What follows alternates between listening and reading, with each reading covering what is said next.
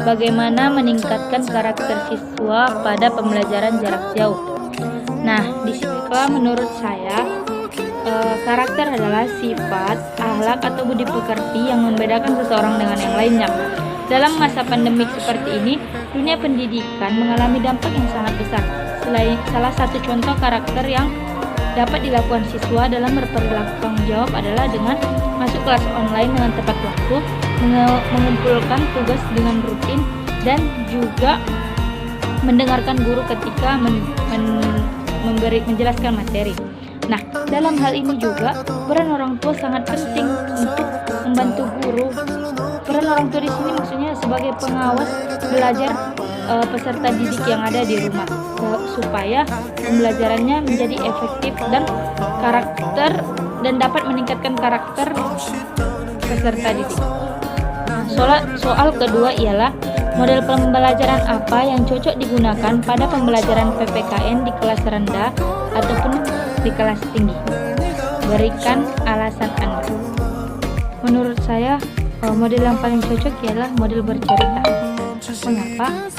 Karena pada model ini dapat menciptakan pembelajaran PKN yang menyenangkan dengan model bercerita. Sangat baik dalam membangun karakter dan kepribadian siswa. Dalam kegiatan ini juga, guru harus pandai memilih buku cerita yang sesuai dengan perkembangan anak dan mata pelajaran yang hendak kita sampaikan. Soal nomor 3 ialah bagaimana menurut pendapat Anda terhadap tantangan pembelajaran PPKN pada masa COVID-19. Menurut saya, tantangan pembelajaran PPKN di masa pandemik ialah pelaksanaan pembelajaran jarak jauh menggunakan media internet. Pastinya pada media internet ini adanya rasa bosan antara guru dengan murid karena terlihat tidak efektif pembelajarannya. Nah, di sini kita sebagai guru harus kreatif dengan cara memerlukan sebuah media pembelajaran begitu seperti PowerPoint untuk meningkatkan semangat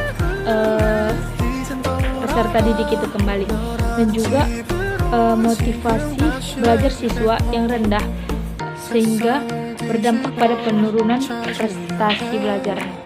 Soal selanjutnya ialah soal nomor 4, yang mana pertanyaannya, sebutkan 30 media pembelajaran yang bisa digunakan dalam pembelajaran PPKN di SD.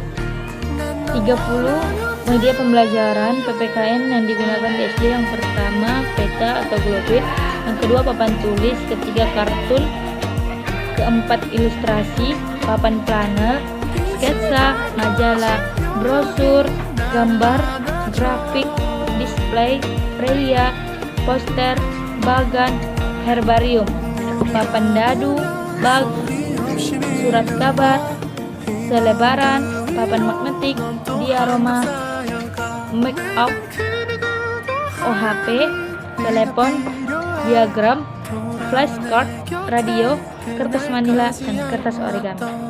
Soal nomor 5 ialah pembelajaran PPKN para ahli. Baiklah, di sini saya mengambil 2 ahli. Yang pertama menurut Aji, di mana tujuan pembelajaran PKN menurut Aji adalah untuk membentuk watak warga negara yang baik, yaitu yang tahu, mau, dan sadar akan hak dan kewajibannya. Dan yang kedua ialah menurut Somantri, di mana tujuan pembelajaran PKN yaitu demi mendidik warga negara yang baik, warga negara yang patriot, toleran, setia terhadap bangsa dan negara, beragama, demokratis, dan Pancasila sejati. Soal yang terakhir adalah tuliskan aktualisasi nilai-nilai Pancasila dalam kehidupan sehari-hari.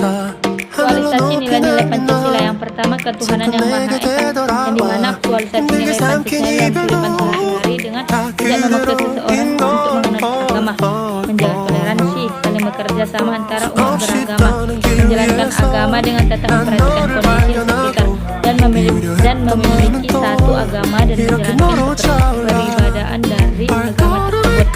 Yang kedua, kemanusiaan yang adil dan beradab. Aktualisasi nilai-nilai dalam kehidupan sehari-hari: yang pertama, menghargai perbedaan di tengah masyarakat dan biasa menjaga adab, tidak melakukan diskriminasi. Keempat, berani untuk menyampaikan kebenaran, dan yang kelima, menjaga keseimbangan dalam hal pelaksanaan hak dan kewajiban. Yang ketiga, persatuan Indonesia.